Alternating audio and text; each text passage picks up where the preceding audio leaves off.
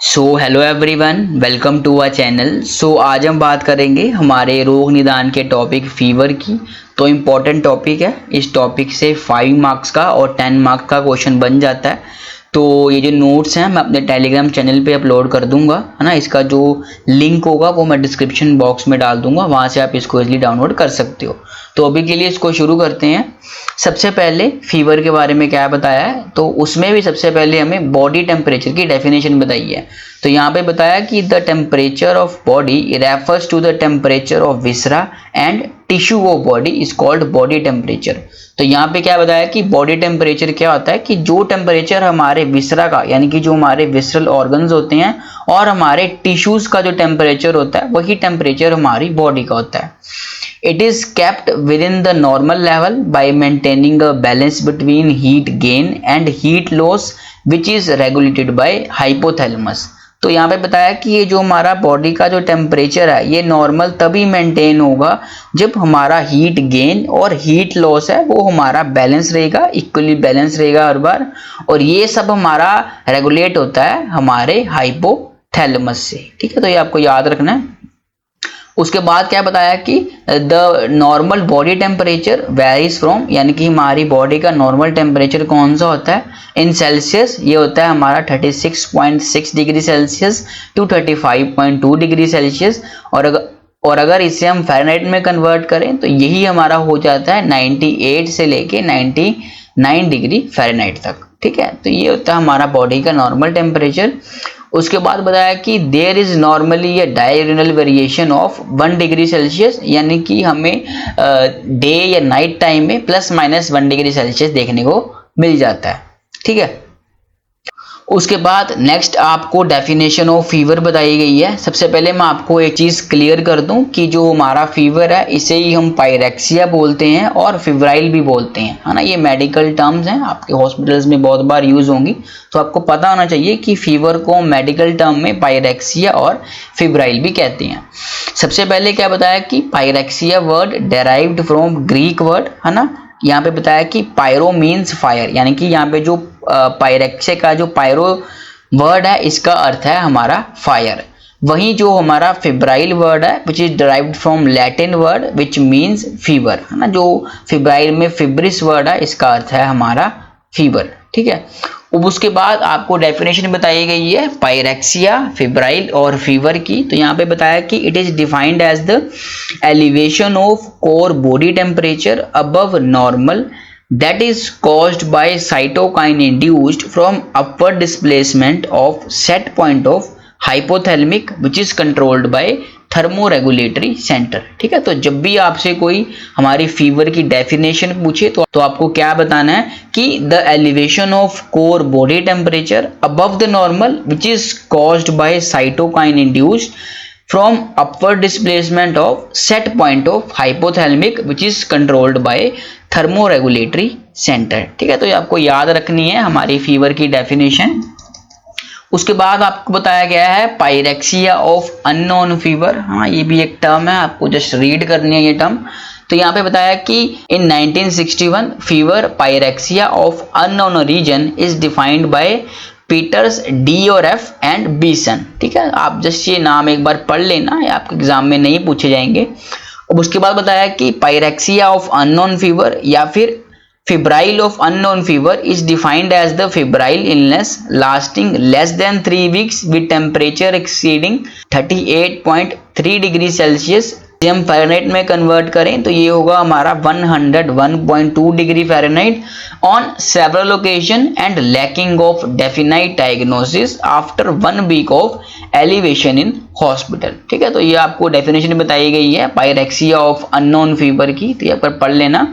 उसके बाद बताया कि fever that are regulated by hypothalamus usually don't rise above 41 degree Celsius. तो यहाँ पे बताया कि जो हमारा फीवर है वो रेगुलेट होता है हमारा हाइपोथैलेमस से, जो कि कभी भी हमारा 41 डिग्री सेल्सियस से अबव नहीं जाता। उसके बाद नेक्स्ट आपको एक इम्पॉर्टेंट फीवर और हाइपोथर्मिया में डिफरेंस बताया गया, ये आपको याद रखना है, आपके एग्जाम में पूछा जा सकता है ये 5 मार्क्स में। तो सबसे पहले फीवर क्या होता है, rise of body temperature due to rise in hypothalamic set point. वहीं जो हमारा हाइपोथर्मी है वो है हमारा rise of body temperature without rise in hypothalamic set point. ठीक है, जो हमारा फीवर है वो हमारा कॉज होता है by pyrogens, example injections, bacteria, viruses और पैरासाइट से। वहीं जो हमारा हाइपोथर्मिया ये हमारा कॉज्ड होता है by inability of body to dissipate heat, यानी कि इसके एग्जाम्पल है heat, hot weather and thick clothes. ठीक है, इससे होता है क्या है, हमारा बॉडी का जो हीट है वो इजीली डिसिपेट नहीं हो पाती। उसके बाद बताया कि जो हमारा फीवर है वो हमारा रिस्पोंड करता है to antipyretics and external cooling measures. इसके एग्जांपल है फैन और रिड्यूस्ड क्लोथ। और वहीं जो हमारा हाइपोथर्मिया ये respond only to external cooling measures, not to antipyretic. ठीक है, तो आपको याद रखना है। उसके बाद नेक्स्ट आपको एक और डिफरेंस दिया गया है बैक्टीरियल और वायरल फीवर में, तो ये भी आपको याद रखना है। सबसे पहले जो हमारा वायरल फीवर होगा वो हमारा मोस्टली लो ग्रेड फीवर होगा, वहीं जो हमारा बैक्टीरियल फीवर होगा ये हमारा मोस्टली हाई ग्रेड फीवर होगा। ठीक है, उसके बाद जो हमारा वायरल फीवर होगा ये हमारा viral infections which are typically associated with slow decline of fever over a week, यानी कि इसमें हमेशा जो हमारा फीवर है वो हमारा यूजली हमारा धीरे धीरे डिक्लाइन होगा। वहीं जो हमारा बैक्टीरियल फीवर होगा ये हमारा एसोसिएट होता है with the prompt resolution of fever after effective anti microbial treatment which is employed. ठीक है, उसके बाद जो हमारा वायरल फीवर है ये हमारा टेंड्स टू जनरलाइज होता है, यानी कि इसमें हमें जनरलाइज फीवर देखने को मिलता है। वहीं जो हमारा बैक्टीरियल फीवर होता है ये हमारा टेंड्स टू लोकलाइज फीवर हमें देखने को मिलता है। ठीक है, नेक्स्ट आपको कॉजेज ऑफ फीवर बताए गए हैं। सबसे पहले जब हमारा फीवर होगा तो जो हमारा एंडोक्राइन सिस्टम है उस पर इफेक्ट होगा, तो उससे हमें थायरोटॉक्सिकोसिस देखने को मिल सकता है और हमें एडिसन डिजीज देखने को मिल सकता है। वहीं जो हमारा इंजेक्शन से फीवर कॉज होगा इसमें हमारा वायरल, बैक्टीरियल, फंगल, पैरासाइट और प्रोटोजोआ जो हमारे फीवर हैं वो हमें कॉज हो सकते हैं। थर्ड जो हमारा कॉज है वो है हमारा नियोप्लाज्म। फोर्थ है हमारा वेस्कुलर चेंजेस, इसमें हम पढ़ेंगे एक्यूट मायोकार्डियल इन्फेक्शन जो कि हमारा पल्मोनरी एम्बोलिज्म हो सकता है। फिफ्थ पॉइंट है हमारा ट्रोमेटिक एंड सिक्स्थ पॉइंट है हमारा इम्यूनोलॉजिक। इसमें हम क्या पढ़ेंगे, drug fever, SLE, serum sickness and rheumatoid arthritis. ये सारे हमारे कॉजेज हैं फीवर की। उसके बाद पायरेक्सिया ऑफ अननोन ओरिजिन के कॉजेज क्या हैं, इसमें जो कॉजेज हैं वो हैं हमारे lymphomas, metastasis of liver and CNS, infection, abscess, drug fever, meningitis, cirrhosis. ठीक है, तो ये सारे हमारे कॉजेज हैं हमारे पायरेक्सिया ऑफ अननोन फीवर के। उसके बाद आपको टेम्परेचर रिकॉर्डिंग साइट्स बताई गई हैं, यानी कि किन किन साइट से हम जो हमारा टेम्परेचर है वो रिकॉर्ड कर सकते हैं।